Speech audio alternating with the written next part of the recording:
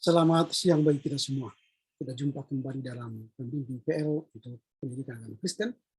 Kali ini kita akan membahas studi tentang Perjanjian Lama, sejarah perkembangan studi Perjanjian Lama. Ini topik yang menarik, sehingga nanti kita akan melihat bagaimana sejarahnya dari dulu hingga sekarang. Baik, sebelum kita mulai perkuliahan kita, silakan Komti memimpin atau memilih salah satu dari kita untuk berdoa. Terima kasih Pak, kami minta teman kami Rima untuk membawa doa kita pada siang hari ini. Oke, sebelum kita memulai pembelajaran kita satukan hati kita buat Tuhan, kita berdoa. Terima kasih Tuhan Yesus, terima kasih Bapa atas berkat dan kasih karunia yang berikan kepada kami, sehingga pada saat ini ya Bapak kami bisa berkumpul kembali untuk memulai proses belajar mengajar pada hari ini ya Bapak. Kiranya Engkau memberkati ya Bapak dari awal pertengahan sampai akhir ya Bapak. Ketuk pintu hati kami pribadi lepas pribadi ya Bapak, agar di mana ilmu yang telah disampaikan oleh dosen kami ya Bapak bisa kami terapkan dan bisa jadi bekal bagi masa depan kami nantinya ya Bapak. Engkau juga memberkati dosen kami ya Bapak. Setiap perkataannya ya Bapak, kiranya itu menjadi berkat bagi kami ya Bapak. Kami serahkan semua kepadamu ya Bapak, biar Engkau yang memberkati. Terima kasih Bapak, terima kasih Yesus. Kami berdoa melalui nama Tuhan Yesus Kristus dan mengucap syukur. Amin. Oke, terima kasih atas doanya. Sekarang kita akan membahas topik yang penting berkaitan dengan studi Perjanjian Lama. Dalam studi Perjanjian Lama itu nanti kita akan melihat bagaimana studi Perjanjian Lama itu dari abad ke abad ya, dari waktu ke waktu dia akan mengalami dinamika perkembangan, bagaimana pemahaman orang tentang studi Perjanjian Lama itu sendiri.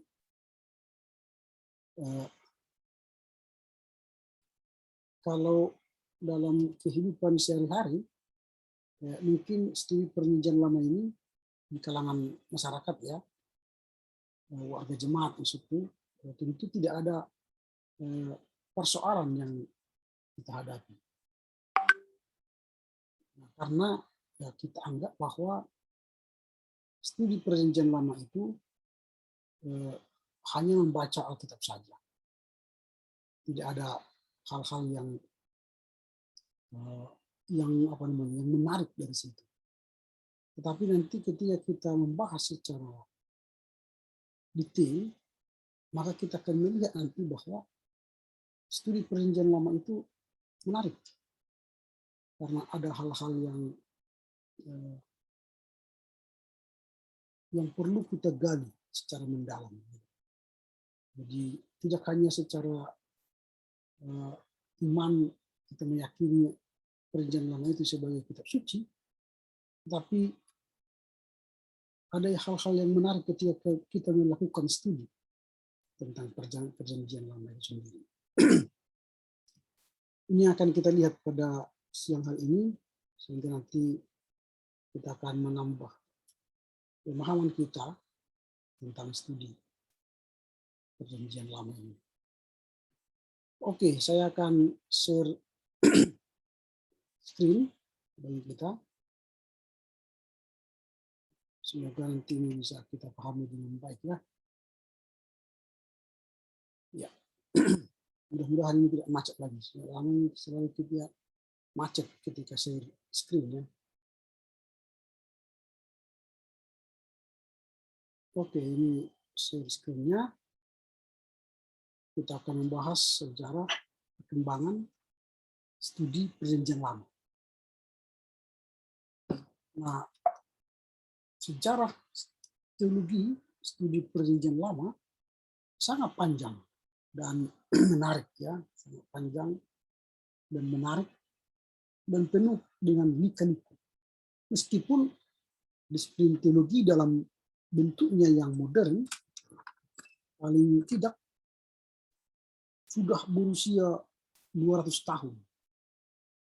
Tetapi akar teologi Perjanjian Lama harus kembali kepada Perjanjian Lama itu sendiri. Sebagian besar sarjana Alkitab menghubungkan sejarah teologi Perjanjian Lama kepada Johann Philipp Gabler. Ini tokoh dari sejarah Perjanjian Lama yang dianugerahi gelar doktor teologi di Universitas Altdorf 1787 oleh karena sumbangannya terhadap perkembangan dalam bidang Perjanjian Lama. Nah itu Johann Philipp Gabler, ini tokoh dalam sejarah studi Perjanjian Lama. Nah, teologi Perjanjian Lama merupakan suatu bagian dari teologi biblika. Pada zaman Gabler tidak ada perbedaan antara teologi dogmatika, sistematika, dan biblika. Sehingga perkembangan teologi Perjanjian Lama sebagai bagian dari disiplin teologi secara menyeluruh merupakan perkembangan teologi biblika. Nah, teologi Perjanjian Lama mengalami perkembangan dalam beberapa periode. Yang pertama, periode persiapan. Nah, studi Perjanjian Lama pertama-tama tidak harus dihubungkan dengan dan dipahami dengan zaman Gabler. Pada periode pertama itu tidak dipahami atau dihubungkan dengan Gabler. Tetapi pada Perjanjian Lama itu sendiri, sejarah teologi Perjanjian Lama telah eksis jauh sebelum zamannya Gabler. Itu. Jadi kalau pada periode persiapan itu tidak semua ketika membahas studi Perjanjian Lama itu dikaitkan dengan Gabler, tidak semua. Karena jauh sebelum Gabler sudah ada sebenarnya studi-studi Perjanjian Lama. Nah, pada Perjanjian Lama sudah dipahami dalam zamannya sebagai pernyataan Allah, dan Perjanjian Lama dipakai oleh para penulis Alkitab yang kemudian sebagai sumber teologinya. Nanti bisa kita baca Mazmur 78, Yeremia, Esra, Nehemia, dan sebagainya. Nabi Hagai harus mengetahui tentang nubuatan Nabi Yeremia, tentang Allah yang akan menggerakkan cincin materainya dari tangan nenek moyang konya. Nah, artinya dalam teks Perjanjian Lama itu sendiri, studi tentang nubuatan yang disampaikan oleh nabi-nabi sebelumnya sudah dilakukan oleh mereka. Ini seperti Hagai tadi.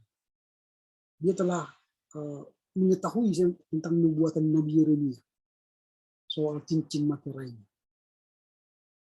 Nah, ketika ia berkata Allah akan membuat Jerubabel anak-anak konya seperti cincin materai.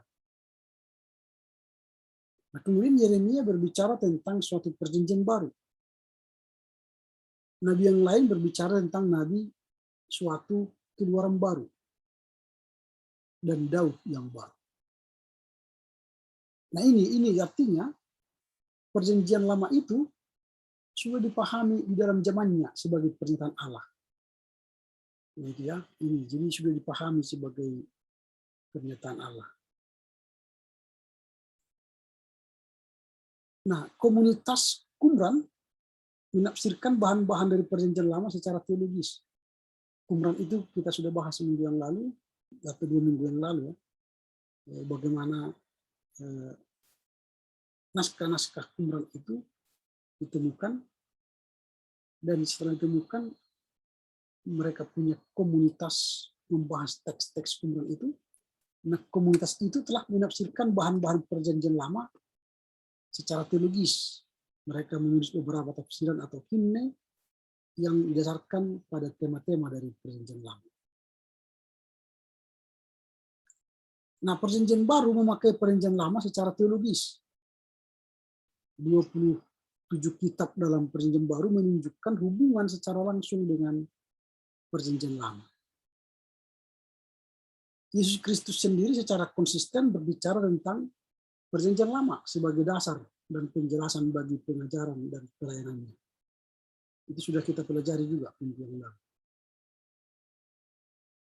Lalu penulis PB, baik para rasul, mempelajari perjanjian lama sebagai nubuatan keselamatan.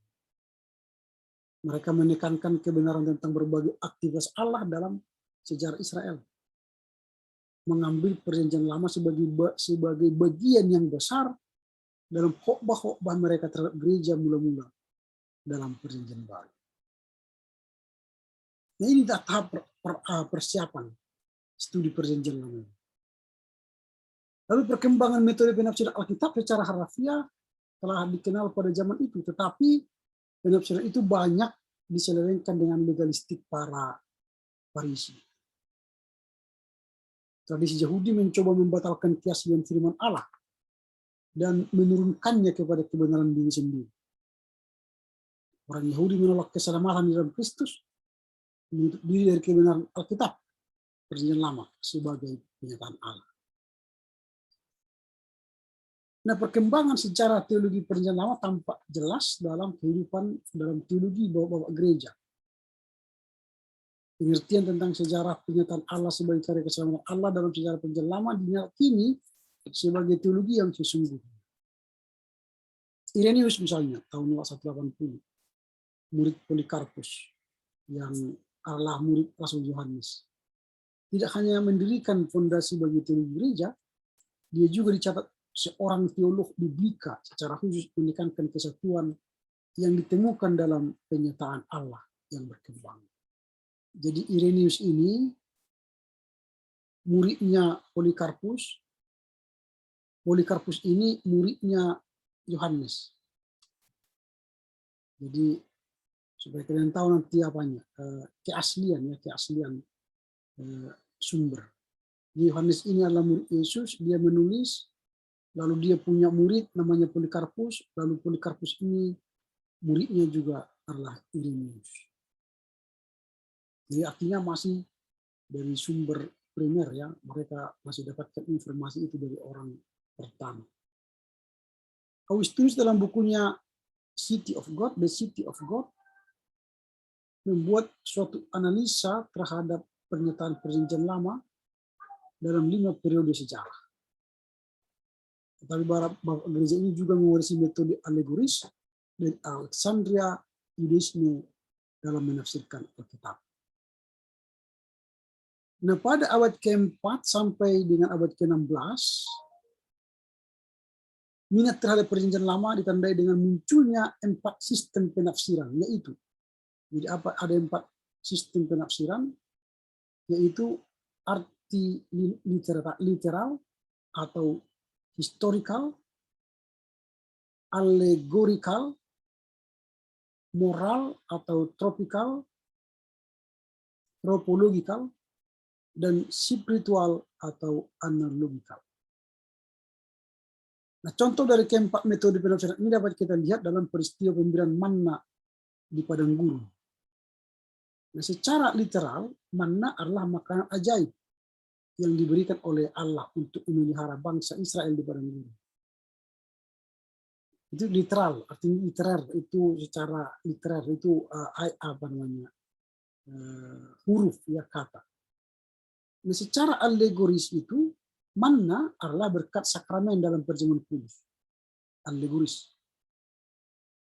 Secara tropologikal, manna adalah substansi roh dari hari ke hari melalui kehadiran Roh Kudus. Tetapi secara analogikal, manna itu adalah makanan dari surga yang memberkati jiwa atau menggambarkan kesatuan yang sempurna dengan Kristus. Nah, ini cara menafsir pada abad ke-4 sampai abad ke-16. Mereka menggunakan 4 sistem itu. Literal, alegoris, tropologikal, dan analogikal. 4 cara. Jadi untuk satu kata manna tadi, mereka tafsirkan dengan literal, alegoris, tropologikal, dan analogikal. Nah, ini studi perjanjian lama. Mereka menyebut atau memahami tafsiran itu dalam 4 sistem penafsiran. Literal, alegoris, tropologikal, analogikal. Contoh lain misalnya kota Yerusalem.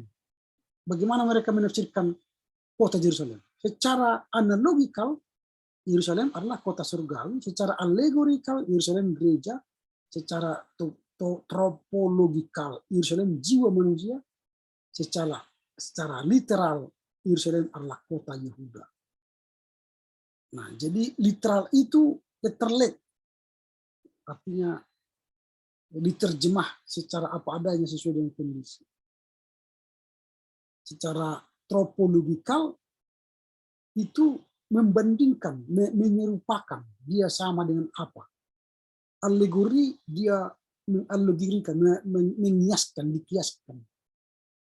Itu alegori. Baru analogikal, bayangan analoginya kira-kira apa dia. Kira seperti itu cara-cara menafsirnya pada abad 4 sampai 16. Nah, sekarang kita lihat dari zaman reformasi ke zaman pencerahan.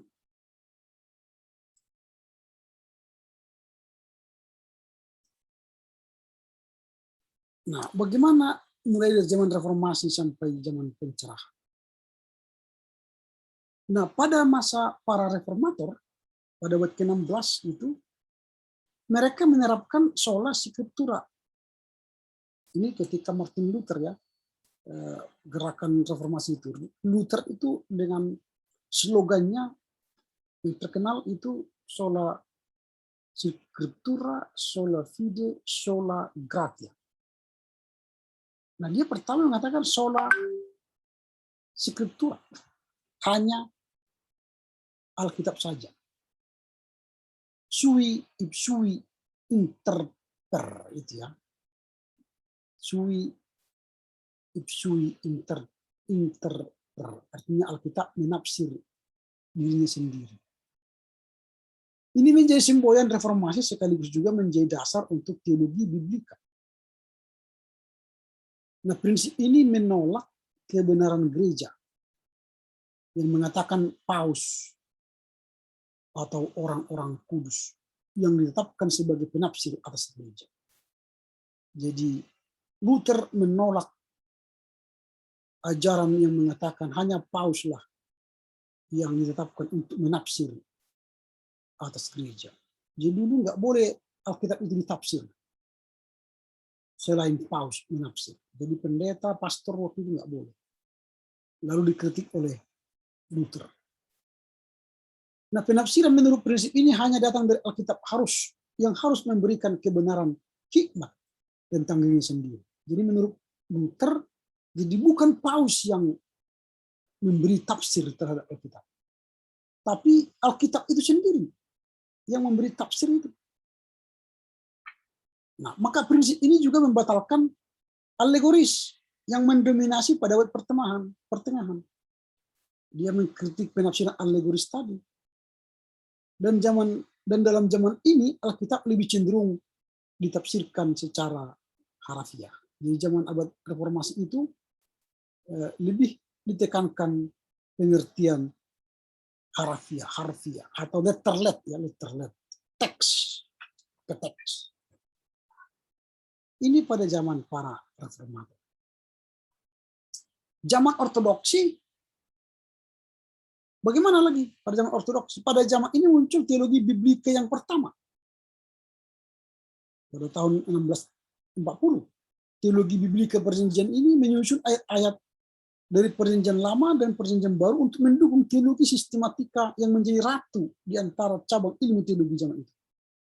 Jadi teologi biblika itu menjadi sebuah ilmu yang diminati orang sehingga dia menjadi ratu dalam studi perjanjian lama atau studi kitab suci ya. Dengan kata lain, dibuat rumusan-rumusan teologi dan kemudian dicari ayat-ayat pendukung. Dalam periode ini teologi biblika bertugas untuk mendukung teologi sistematika. Atau dengan kata lain, teologi biblika menjadi ayat pendukung bagi teologi sistematika. Jadi studi Perjanjian Lama baik PLPB itu menjadi pendukung lahirnya teologi sistematik biblika itu dan teologi sistematika. Jadi ini pendukung. Jadi teologi sistematika itu kan apa yang menjadi dogmatika, etika, misiologi, itu kan teologi sistematika. Nah, untuk mendukung teologi ini, teologi dogmatika, teologi etika, teologi biblika, digandenglah teologi biblika sebagai pendukung ortodoksi mereka. Jadi mendukung kebenaran atas rumusan dogmatika, kebenaran atas rumusan etika, kebenaran atas rumusan misiologi, misi, diambil dari studi biblika. Itu pada zaman ortodoks. Artinya ortodoks itu kebenaran. Mencari kebenaran. Ayat Alkitab lah yang menjadi dasar kebenaran. Pengajaran. Itu sendiri. Itu zaman ortodoks. Kemudian zaman pietisme. Setelah zaman reformasi tadi baru masuk ke zaman ortodoksi, sekarang masuk pietisme. Apa itu pietisme? Mereka mengatakan harus back to the Bible. Ini apa namanya? Slogan-slogan pietisme, back to the Bible. Dan sampai sekarang pun ini kan slogan-slogan ini masih hidup, back to the Bible. Nah, perkembangan ini sebagai reaksi dan antisipasi terhadap teologi ortodoks. Teologi ortodoks itu saya katakan tadi, mencari ayat-ayat Alkitab sebagai pendukung ajarannya. Mencari ayat-ayat Alkitab sebagai pendukung ajarannya. Baik itu dogmatika, etika, misiologi saya katakan tadi. Lalu dicarilah ayat-ayat Alkitab sebagai pendukungnya.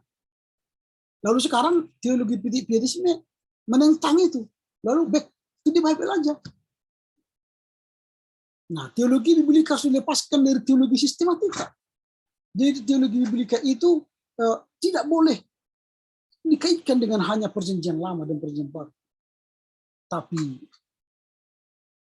itu harus dilepaskan dan dipahami sebagai dasar teologi. Jadi mereka mengatakan teologi biblika harus dilepaskan dari teologi sistematika sebagai disiplin ilmu yang berdiri sendiri, dan teologi biblika dipahami sebagai dasar bagi teologi sistematika. Jadi harus dipisahkan aja. Itu dalam pietisme. Pokoknya apa yang dikatakan Alkitab back to the Bible hampir sama dengan apa tadi reformator tadi ya, back to the Bible. Kemudian zaman pencerahan. Pada zaman pencerahan terjadilah suatu pendekatan yang baru kepada teologi biblika yang disebabkan ciri zaman itu. Apa ciri zaman pencerahan? Segala sesuatu yang bersifat supernatural ditolak. Jadi kalau ada hantu belau misalnya, ditolak. Akal manusia dipandang sebagai kriteria hakim tertinggi dalam usaha menemukan dan merumuskan kebenaran. Jadi akal manusia mulai menempati posisi yang pertama pada pertengahan. Akal menjadi sesuatu yang menentukan. Itu yang menentukan kebenaran. Nah, ia juga diakui sebagai sumber utama untuk memperoleh pengetahuan. Jadi akal itu diakui sebagai sumber utama untuk memperoleh pengetahuan. Akibat perkembangan ini ialah Alkitab sebagai rekaman sempurna dari wahyu ditolak. Di Alkitab pun ditolak oleh akal. Itu pada zaman pencerahan. Jadi logika berpikir. Maka waktu itu disebut dengan masuk dengan jawab pencerahan karena akal manusia mulai menempati posisi penting. Berkembangnya hermeneutik Alkitab yang baru, yaitu metode historis kritis, yang berkurang dan yang berkuasa di antara para teolog liberal sampai hari ini. Jadi sejak zaman pencerahan mulailah metode historis kritis untuk melihat studi Perjanjian Lama itu. Mulai dikritik secara historis. Baru kritik liberalis yang radikal diterapkan juga pada kita. Salah satu pelopornya era dokter medis dari Prancis, James Astrak. Minggu yang lalu kita sudah bahas itu. Mulai membagi Pentateuk atas sumber-sumber yang fiktif. Lalu pada zaman pencerahan itu juga ada keyakinan akan inspirasi ilahi dari Alkitab ditolak. Ini zaman pencerahan. Nah, kita mulai dipandang sebagai salah satu dari sekian dokumen kuno di dunia ini. Jadi bukan lagi dokumen yang utama. Pelopor paham yang baru ini ialah seorang teolog rasionalis, Johann Salomo Semler. Ia menegaskan bahwa firman Allah sama sekali tidak sama dengan Alkitab. Sehingga tidak lagi dapat dikatakan bahwa Alkitab Allah, firman Allah. Nah, itu berarti menurut Semler, tidak semua bagian Alkitab berdasarkan wahyu dan inspirasi Allah sendiri. Alkitab adalah dokumen historis biasa. Alkitab harus diselidiki dengan metode-metode historis. Dan itu tidak berarti dengan metode-metode yang kritis. Nah, mulailah Johann Salomo Semler memberikan logika-logika berpikir melihat posisi Alkitab. Bahkan melihat tulisan-tulisan Alkitab. Banyak yang tidak menjadi firman Allah. Makanya kala itu, kalau orang berkata, ini tidak Alkitab, mereka bisa dulu, coret. Ada yang menggunting, yang enggak firman Tuhan ini, coret, gunting, buang. Nah, sampai pada akhirnya tinggal tipis Alkitab itu, karena enggak ada lagi firman Allah. Semua karena hanya firman manusia. Ini pendekatan-pendekatan yang terjadi pada saat itu.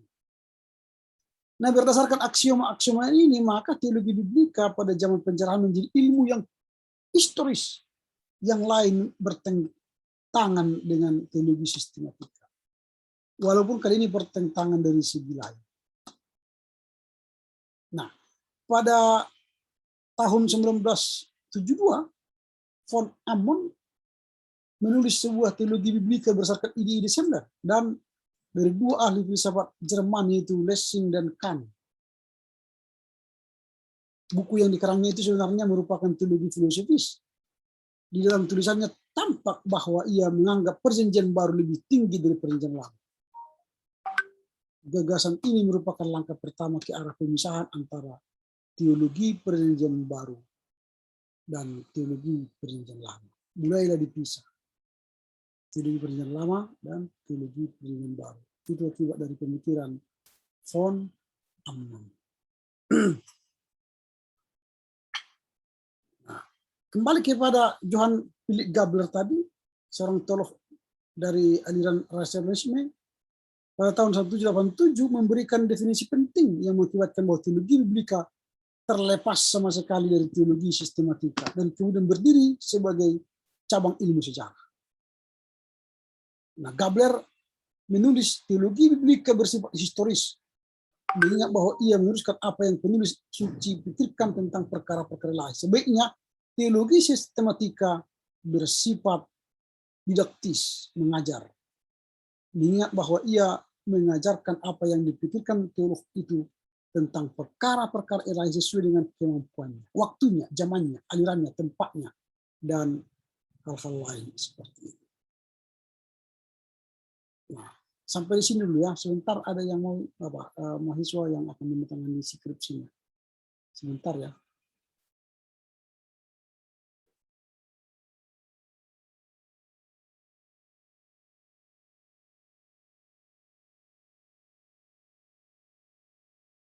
Hoi.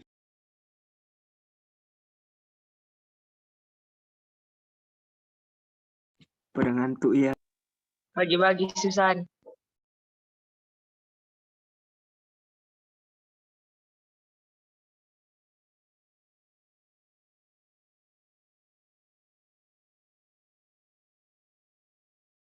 Udah makan kalian we. Tunjukkan muka-muka ngantuk kalian we.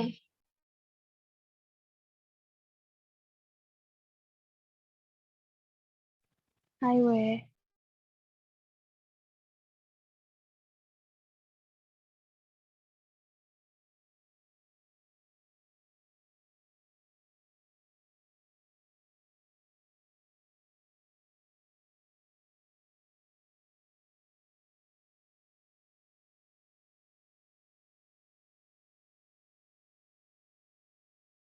Oke, ya ternyata mereka sudah pergi sebentar.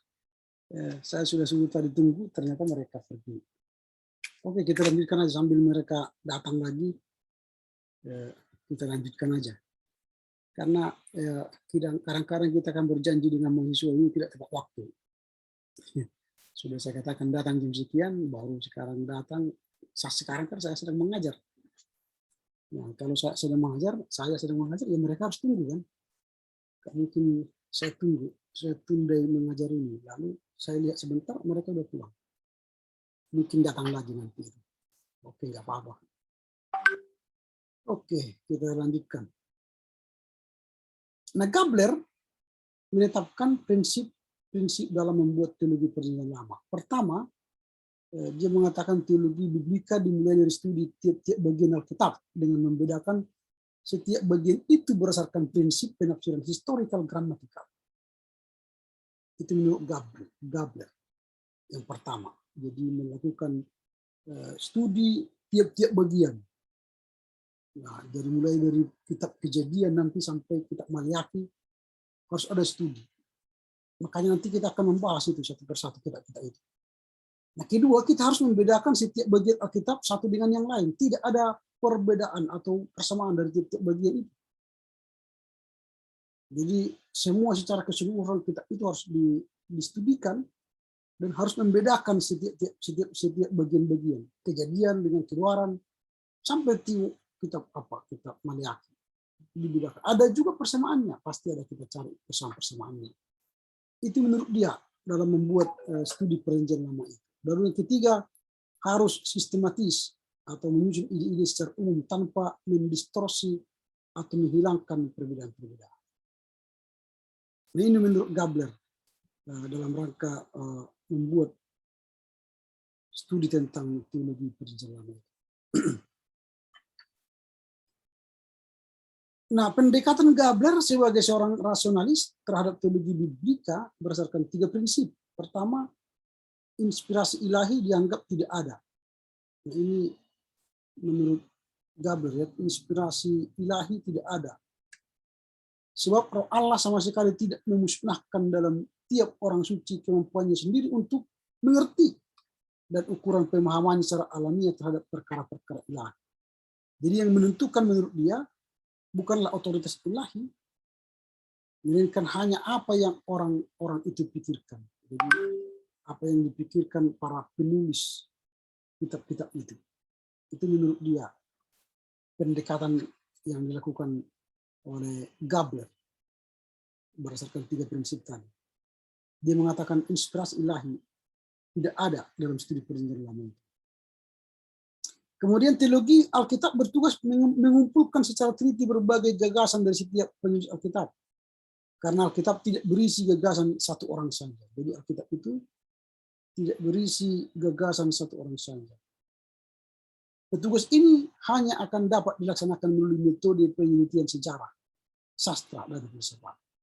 Jadi harus diteliti, karena Alkitab itu tidak mungkin ditulis oleh satu orang saja. Maka harus distudikan melalui penelitian sejarah, penelitian sastra, dan penelitian filsafat.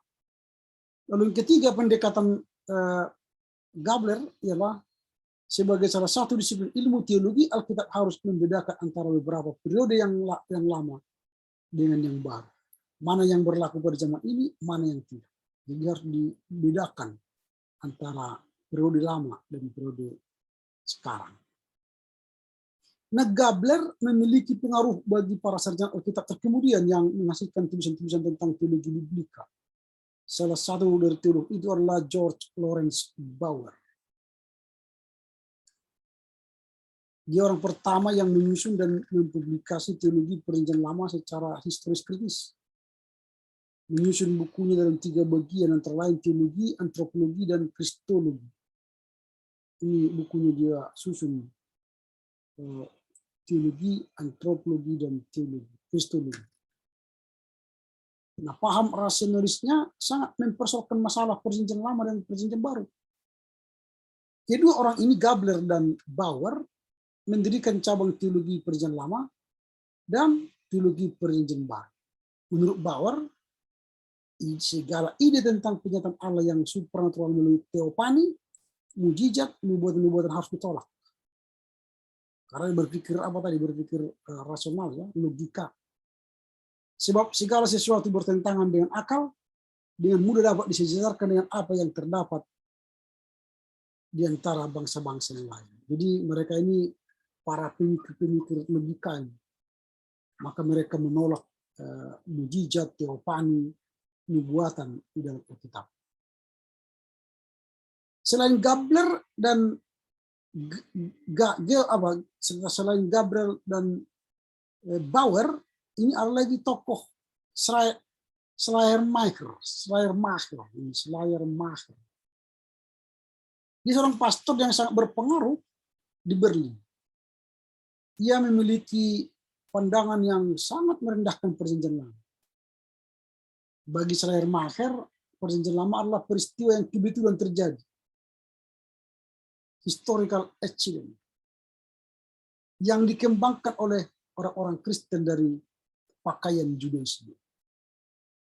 Ini terlampau melecehkan Perjanjian Lama ini. Schleiermacher. Kemudian Hegel lagi. Si Hegel beda lagi. Dia ada seorang filosof ya. Hegel adalah tokoh filsafat yang merupakan kolega dari Schleiermacher di Universitas Berlin. Dia mengatakan ciri-ciri yang mendasar dari filsafat Hegel ialah karakter dialektikal. Teori Hegel, segala sesuatu di dalam dunia memiliki oposisi. Setiap tesis memiliki antitesis. Setiap tesis dan antitesis membentuk sintesis dan menjadi tesis baru pada tingkatan yang lebih tinggi. Jadi dia mulai berpikir secara sistematis. Dia berkata bahwa sesuatu dalam dunia ini memiliki oposisi. Jadi memiliki lawan kata ya, oposisi. Jadi setiap tesis memiliki antitesis. Setiap tesis dan antitesis membentuk sintesis. Setiap sintesis dan antitesis tadi akan membentuk tesis baru yang pada tingkatannya lebih tinggi. Jadi dia dari tesis, antitesis, sintetis, lalu terjadi tesis baru. Ini lingkaran yang dia buat oleh Hegel. Menurut Hegel, ide berkembang dari sesuatu yang sederhana kepada tingkatan yang lebih tinggi. Jadi ide itu yang berkembang kepada tingkatan yang lebih tinggi dan merupakan kunci untuk memahami rahasia dunia. Nah, filsafat Hegel mengaruhi seluruh aspek kehidupan manusia termasuk teologi. Contoh filsafat Hegel kepada teologi antara lain tentang pandangannya terhadap agama Kristen, sintesis, yang merupakan hasil perpaduan antara agama purba tesis dengan agama Yahudi antitesis. Di tesis antitesis melahirkan sintesis dan nanti pada akhirnya akan melahirkan tesis baru. Itu Hegel. Nah, itu pada zaman masa pencerahan teologi studi Perjanjian Lama. Sekarang masuk pada bagian yang berikutnya pada masa sintesis, antitesis dan tesis antitesis. Jadi sintesis antitesis dan tesis antitesis. Nah, tokoh yang memengaruhi perkembangan studi Perjanjian Lama ialah Soren Kierkegaard.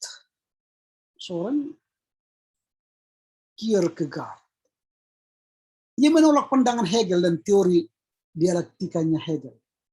Dan penekanannya justru anti-rasionalisme dari eksistensialisme dari pengalaman manusia. Jadi dia anti-rasionalisme, berarti anti-logika.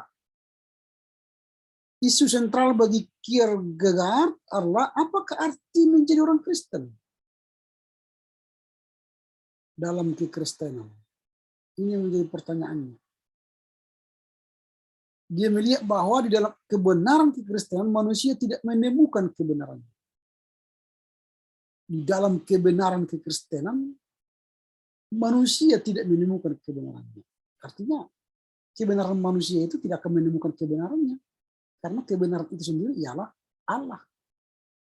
Dia melihat di dalam kebenaran kekristenan manusia tidak menemukan kebenarannya. Itu Kierkegaard. Nah, dalam tulisannya Kierkegaard itu menolak dengan keras Hegelianisme.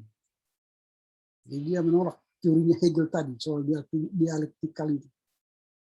Dengan usahanya ia mencoba mencipta kebenaran melalui akal manusia. Bagi dia berbicara tentang kemasukakalan kekristenan adalah pengkhianatan. Jadi kalau manusia berbicara kemasukakalan, Alkitab itu harus masuk akal, itu dia tolak. Itu dia katakan itu pengkhianatan. Nah, karena menurut Kierkegaard, subjeknya ialah penyataan Allah yang tidak terbatas. Jadi ini subjeknya, penyataan Allah. Bukan subjeknya ialah rasionalitas, logika manusia. Tetapi dia mengatakan subjek dari kebenaran itu ialah penyataan Allah yang tidak terbatas kepada standar manusia. Jadi ini pendapat Kierkegaard. Dia melawan Hegelianisme yang berbicara tentang teori dialektikanya tadi. Dari tesis, antitesis, lalu tesis, antitesis melahirkan sintesis, lalu sintesis melahirkan tesis baru. Dia tolak pemikiran itu. Karena dia mengatakan subjeknya ialah bukan akal, tetapi subjeknya ialah Allah dan penyataan yang tidak terbatas pada standar manusia. Nah, kekristenan dianggap tidak teruji melalui pikiran manusia. Itu menurut Kierkegaard. Jadi kekristenan itu dianggap tidak teruji melalui pemikiran manusia. Itu adalah suatu skandal dan menjadi batu sandungan kepada intelektual manusia.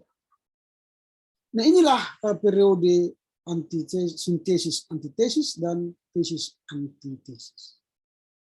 Sekarang kita masuk pada periode yang kelima, dari pencerahan kepada teologi dialektis. Dari pencerahan ke teologi dialektis. Nah, secara garis besar ada 4 perkembangan, yaitu teologi studi perjanjian lama dipengaruhi dikuasai oleh sistem filsafat. Ini periode pertama. Kemudian teologi studi perjanjian lama filosofi itu ditantang oleh sarjana-sarjana Alkitab konservatif. Ini ditantangnya. Kemudian teologi studi perjanjian lama digelapkan oleh yang disebut sejarah agama. Baru yang keempat, teologi studi perjanjian lama dihidupkan kembali oleh teologi dialektif. Lalu yang terakhir, teologi studi perjanjian lama dipengaruhi dikuasai beberapa sistem filsafat. Goethe, metode rasionalisme, historis kritis, Immanuel Kant, filsafat Kant yang dipakai oleh De Wette dalam perjanjian lama untuk memperoleh manfaatnya. Kewajiban etis yang diambil untuk dimanfaatkan oleh Wilhelm Fatke. Dia menerima filsafat Hegel, yaitu tentang tesis, antitesis, dan sintesis. Nah, ini periode-periode dalam perkembangan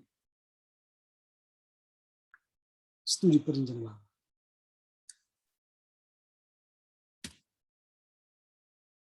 Nah, kemudian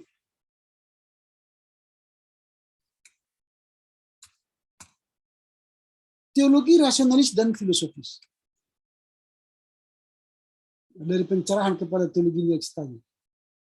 Nah, pada pertengahan abad ke-19 ada sejumlah teolog yang mempersoalkan sahnya pendekatan kepada Alkitab yang historis kritis. Yang paling terkemuka di antaranya adalah Profesor E.W. Hengstenberg, seorang tokoh Alkitab Jerman yang sangat produktif.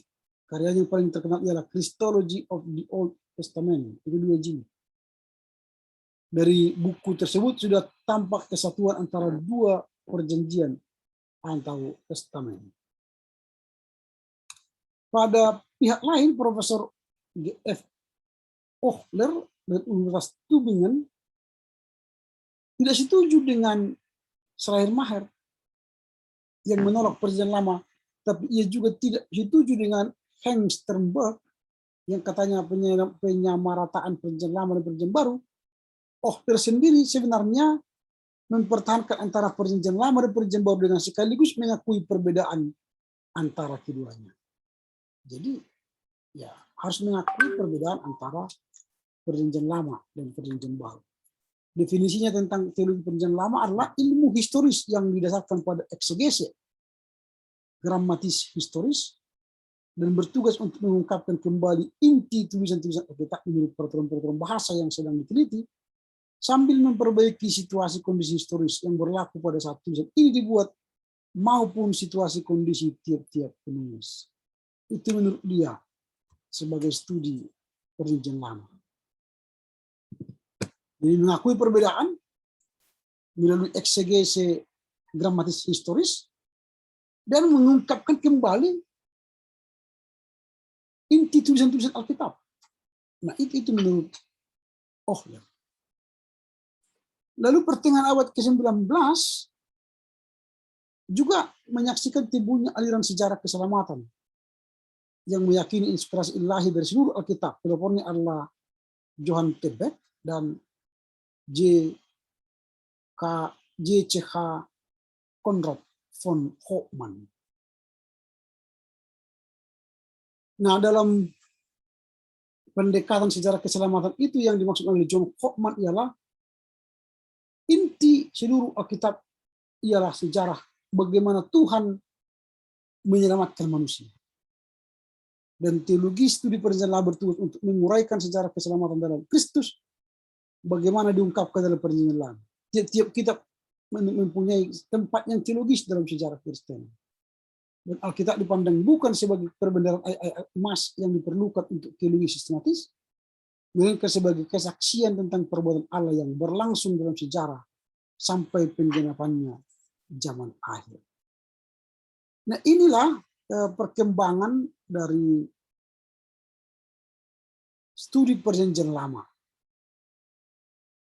dari pencerahan teologi kepada teologi dialektis. Nah, bagian yang ketiga dari masa ini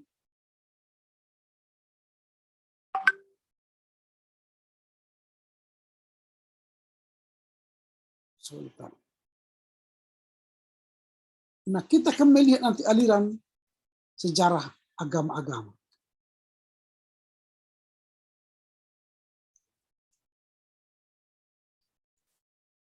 Nah, pada periode ini, pada periode pada masuki zaman dialektis tadi, dikenal sebagai periode kematian bagi teologi studi Perjanjian Lama. Dan tokoh yang terkenal pada zaman ini adalah Julius Wellhausen. Dengan judul tulisannya Problemena Jur Geschichte Israel atau Problemena to the History of Israel. Puncak dari pikiran Wellhausen ialah pendekatan terhadap genetik dan perkembangan sejarah Israel dan agama-agama. Dia percaya bahwa agama Israel dalam Perjanjian Lama adalah agama yang natural seperti agama yang di sekitar Israel. Lebih lanjut, menurutnya beberapa bagian dalam Perjanjian Lama seperti kitab Yosua, Hakim, Samuel, Raja memiliki sedikit saja pemahaman atau pengertian tentang Pentateuch. Menurut Wellhausen,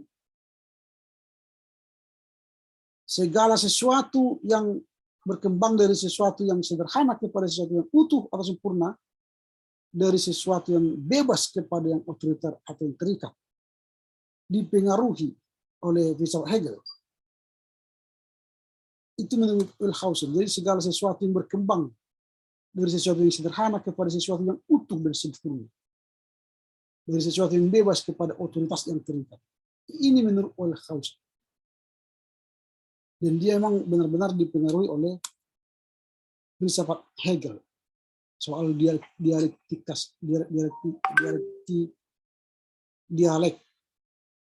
tadi. Dialektikal. Nah, segala bentuk-bentuk perayaan kurban-kurban merupakan bagian dari kebiasaan bangsa-bangsa kafir di sekitar Israel yang mereka sadur kepada agama mereka. Nah, Wellhausen berpendapat bahwa kita tidak menemukan satu teologi Perjanjian Lama, tetapi berbagai teologi yang berbeda-beda yang mengikuti garis perkembangan masing-masing. Nah, ini masa dari pergeserannya dari masa pencerahan kepada dialektis tadi. Nah, jadi adanya peran agama-agama, sejarah agama-agama itu yang akhirnya mematikan studi perjanjian lama tadi. Nah, pada masa ini kami katakan tadi mematikan atau kematian daripada studi perjanjian lama.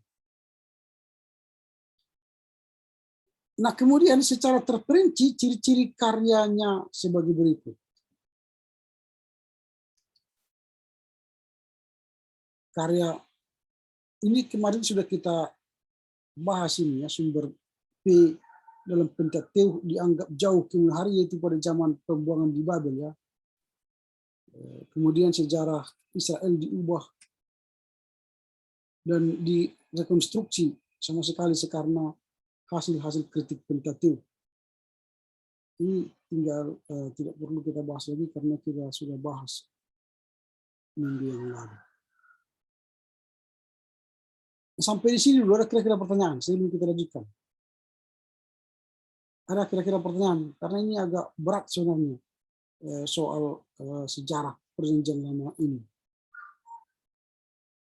Ada yang bertanya atau memang masih pusing ya?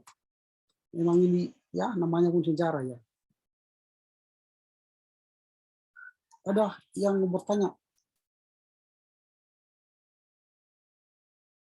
Saya Pak, Silakan. kenapa Gabler itu berpengaruh kepada sejarah Alkitab? Terima kasih Pak. Kenapa? Kenapa Gabler itu berpengaruh pada sejarah Alkitab?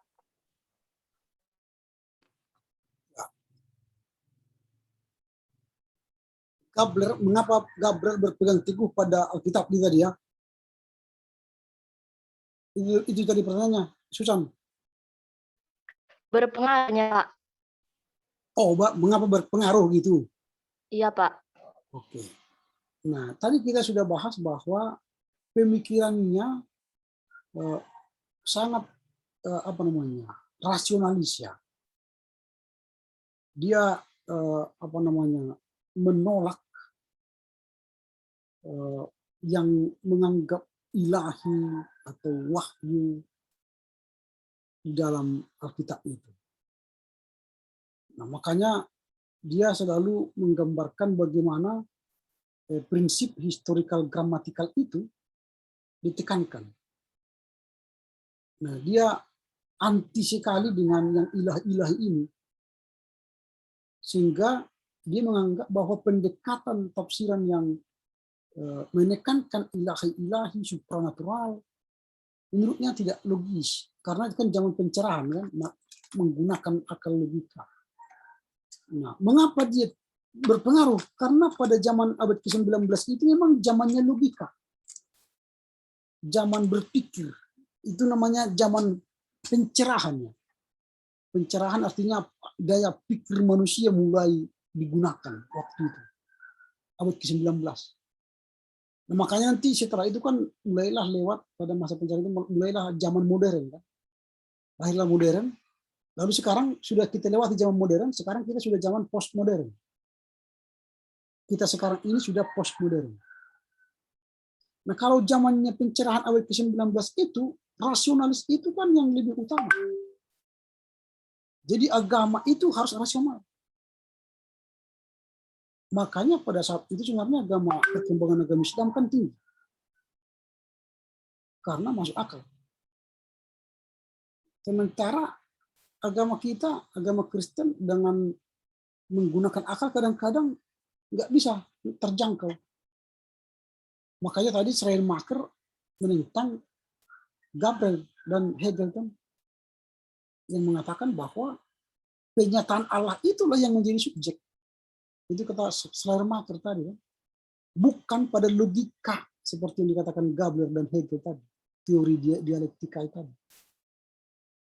Nah, itu kan sudah mulai bergerak tadi dari zamannya pencerahan ke dialektika tadi kan, bergerak dia. Nah, nanti kalau kita selanjutnya bagaimana perkembangan selanjutnya dari pencerahan dialektika, nanti dialektika akan melahirkan studi-studi yang lebih termutakhir lagi sampai nanti pada masa kita sekarang. Nah, ini pendekatan-pendekatan. Jadi mengapa orang mengikuti dia? Karena pada zaman itu memang orang masih berpikir logis. Nah, kalau sekarang misalnya dibahas tentang Gabler, orang mungkin sudah tertawa lagi membaca dia kan. Masa harus dipaksa kita melihat mujizat misalnya, yang ilahi itu dari segi pikiran. Tapi pengaruh pikiran dia itu bagi orang yang mengandalkan pikiran cocok. Tapi bagi orang yang mengandalkan iman, ya nggak cocok. Nah, ya itulah nanti makanya zaman postmodern. Zaman postmodern itu akan melihat itu baik, ini baik, dan terserah kamu pilih mana. Itu zaman postmodern. Kalau zaman modern kan, oh ini benar, ini salah. Itu zaman modern. Kalau zaman postmo sekarang, itu baik, ini baik, terserah ikut mana. Jadi jangan mengatakan yang baik, yang baik sama kita itu yang baik bagi orang, belum tentu. Itu zaman postmodern, nggak boleh. Atau jangan kita berpikir yang baik di orang lain itu baik bagi kita, belum tentu. Karena kebebasannya berada pada kita. Itu dalam pemikiran postmodern sekarang. Kalau zaman modern dulu, contoh ya, Yohanes 14:6, akulah jalan dan kebenaran. Tidak boleh sampai kepada Allah tanpa melalui aku, kata Yesus kan. Kalau pas zaman modern, itu di luar kekristenan, tidak ada keselamatan. Katolik pun juga mengatakan itu kan, di luar gereja tidak ada keselamatan, kata Katolik. Tetapi setelah Konsili Vatikan II, mereka rubah lagi itu, pernyataan itu. Ternyata di luar gereja ada juga keselamatan. Jadi sekarang dalam postmodern ini, mulailah orang mengatakan dalam rangka toleransi tadi, Kristus itu ialah Mesias. Maka bisa saja Kristus itu di agama lain, di tempat lain. Kristus itu di agama ini adalah ini, Kristus ini di agama ini adalah ini. Jadi semua ada kebenaran. Ini berpikir postmodern. Jadi kita tidak bisa mutlakkan lagi akulah jalan dan kebenaran itu hanya dimiliki oleh Kristen. Karena Kristus itu bisa dia berada pada agama lain. Ada Kristus karena dia keselamatan, penyelamat. Kristus bagi agama Kristen adalah Yesus, Kristus bagi agama Islam ialah Muhammad, Kristus bagi agama Hindu ialah Siddhartha Gautama, Kristus bagi Konghucu ialah Konghucu. Nah itu pemikiran postmodern. Karena di mana-mana ada kebenaran. Kalau zaman modern nggak bisa. Keselamatan itu hanya ada dalam gereja, dalam Kristus. Nah, berkembang lagi. Pada zaman pencerahan, keselamatan itu ada pada akal, pada pikiran. Jadi nggak boleh pada yang ilahi, yang penyataan tadi. Nah ini perkembangan yang terjadi dalam studi perjanjian lama. Oke, begitu ya. Ada lagi yang ingin bertanya?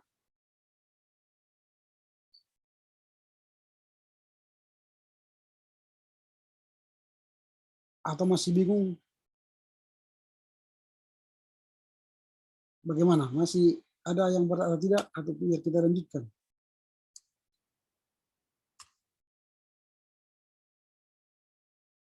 Oke, kalau tidak ada, kita lanjutkan aja ya. Tapi kalau misalnya di tengah jalan kalian mau bertanya, silakan ya. Nggak usah sungkan-sungkan. Karena ini jalan terus nanti. Oke, kita lanjut ke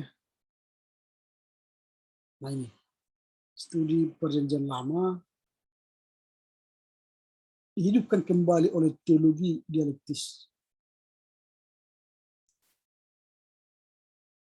Nah, setelah Perang Dunia Pertama, para teolog cenderung untuk meninggalkan keyakinan akan peranan suatu evolusi agama dan kembali menekankan peranan wahyu dalam Perjanjian Lama.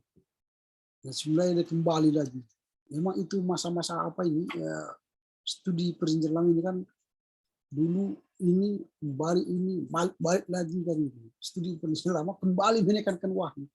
Berarti penyataan Allah. Hal ini dikarenakan keganasan manusia terhadap selama Perang Dunia Pertama menghancurkan kepercayaan bahwa manusia makin lama makin baik dan sempurna. Ternyata makin lama bukan sempurna, makin lama makin hancur kan perang. Jadi ternyata pemikiran mereka itu gagal. Nah, juga kesimpulan tentang siapa yang menyebabkan pecahnya Perang Dunia Pertama yang berbeda-beda, bahkan bertolak belakang dari satu dengan yang lain yang dihasilkan oleh para ahli sejarah dari negara-negara Eropa. Itu menghancurkan kepercayaan orang bahwa ada ilmu pengetahuan yang sungguh ilmiah dan objektif. Ternyata ilmu pengetahuan sendiri juga sangat subjektif dan tidak terlepas dari pandangan dan pendirian pribadi sang ilmuwan. Jadi manusia itu sendiri pun ternyata subjektif. Dan dari sumber manusia itu sendiri pun terjadi kekacauan. Itu semua membawa sejumlah teolog dari aliran teologi dialektis yang antara lain mengutamakan transendensi Allah untuk menekankan peran wahyu dalam teologi. Jadi teologi dialektis tadi soal tesis, antitesis, dan sintesis dan tesis baru akhirnya harus kembali menekankan wahyu dalam teologi. Jadi yang selama ini wahyu dan dalam teologi sudah mereka buang, tidak ada apa yang ilahi, yang ada akal budi, sekarang harus kembali kepada wahyu dan teologi. Manusia mulai mencari sumber kekuatan dan perlindungan bagi mereka di dalam firman Allah. Dia kembali lagi. Nah, Karl Barth menjelaskan perubahan dalam teologi sesudah 1918. Ini pemikiran Karl Barth. Nah, apa yang dibilang Karl Barth? Secara aktual, lahir abad ke-16 merupakan the good old days. The good old days. Yang datang bagi teologi dalam segala sesuatu seperti yang terjadi pada waktu yang lain di tahun 1914. Secara kebetulan atau tidak, sesuatu yang memiliki makna terjadi setiap tahun. Ernest Troel, ini bahasa Jerman yang mengucapkannya, Ernst Troelst. Nah, ya ini cara mengucapkan namanya Jerman ini banyak, bisa 5 huruf, nggak tahu membaca ini kan, ini 5 huruf mati. Gimana membaca LTS Troelst.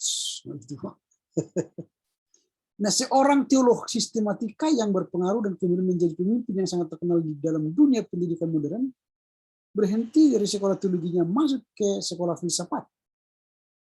Suatu hari awal Agustus 1914, saya ingat sebagai suatu hari yang gelap. Kurang lebih 33 orang pemikir Jerman memengaruhi opini masyarakat melalui proklamasi mereka untuk mendukung kebijakan Perang Dunia Kedua yang dikeluarkan oleh Wilhelm II dan penasihat-penasihatnya. Ini pernyataan Karl Barth ini, dia yang berkata ini. Di antara para pemikir itu, saya menemukan seorang yang paling saya hargai di antara seluruh guru saya yang sangat saya hormati. Bagi banyak orang, atau jika bukan bagi semua orang, teologi datang lagi kembali seperti air yang mengalir atas kehidupan kita pada waktu mengalami kekeringan. Ini pernyataan Karl Barth.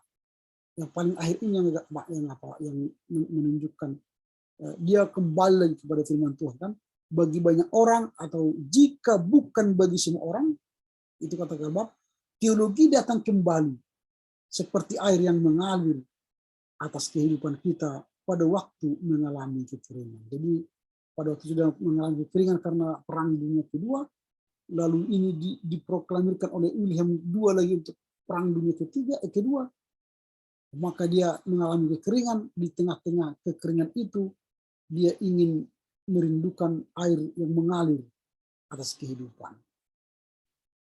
Nah, terbitnya Teologi Perjanjian Lama karangan Edward Koenig 1922 menandai permulaan kembali teologi studi Perjanjian Lama sebagai cabang ilmu teologi. Jadi 1922 kembali lagi studi Perjanjian Lama itu sebagai cabang teologi.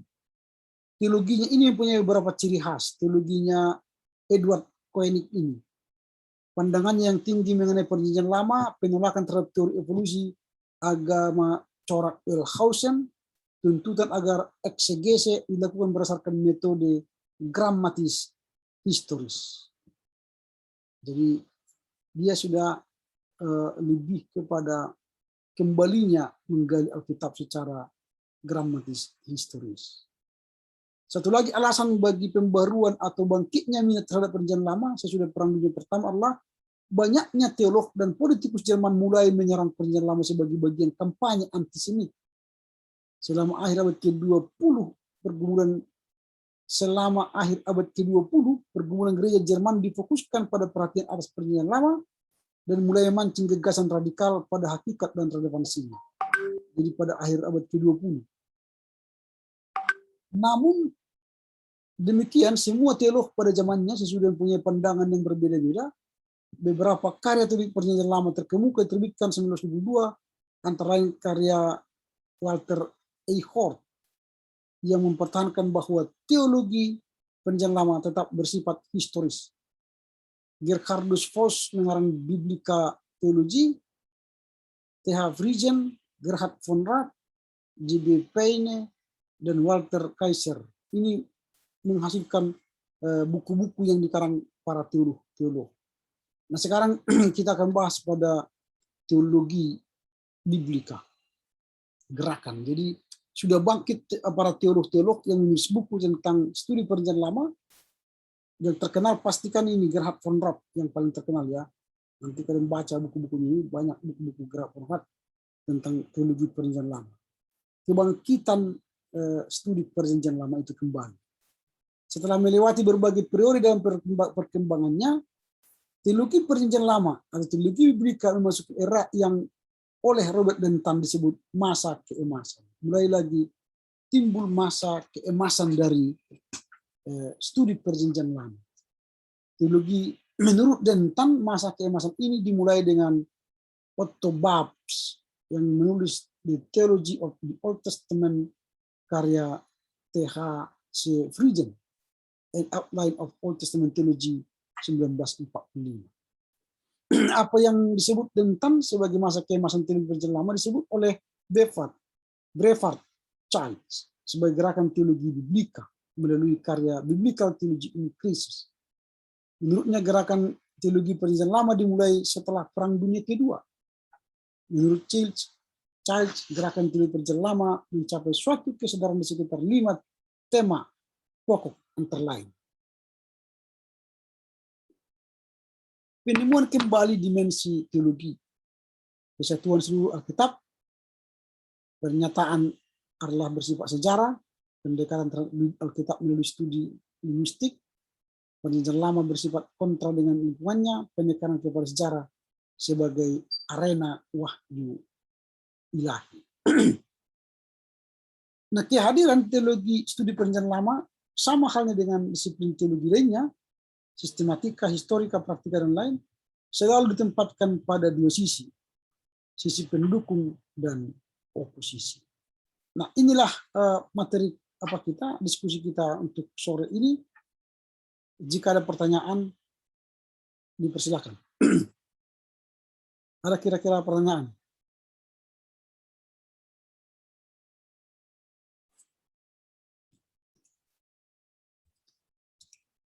Ada?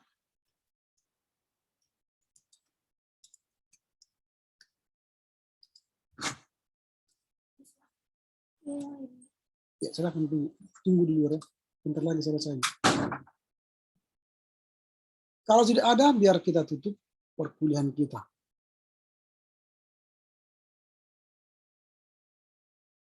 Kalau nggak ada yang bertanya, ya, nggak ada.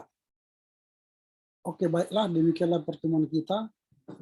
Nanti materinya akan saya kirim. Kita jumpa minggu depan. Silakan Komti memilih salah seorang dari kita untuk berdoa penutup.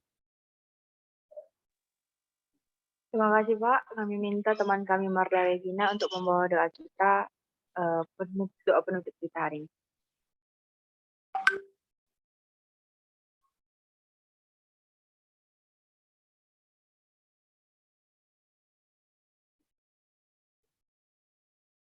Silakan. Siapa yang berdoa? Tidak ada suaranya.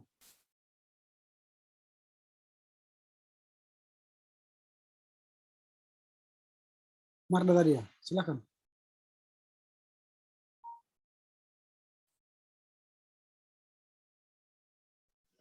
Jaringannya mungkin itu, Pak.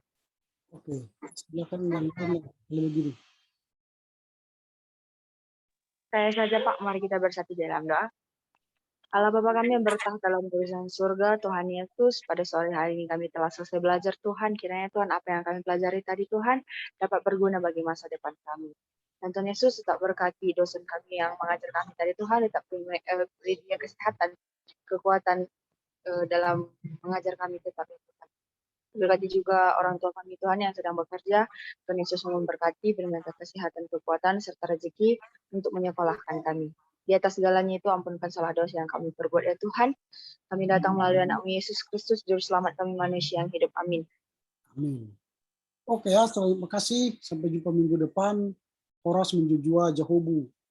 Bujur. Saya gile. Horas, Pak. Selamat sore, Pak. Juga Pak. Sore.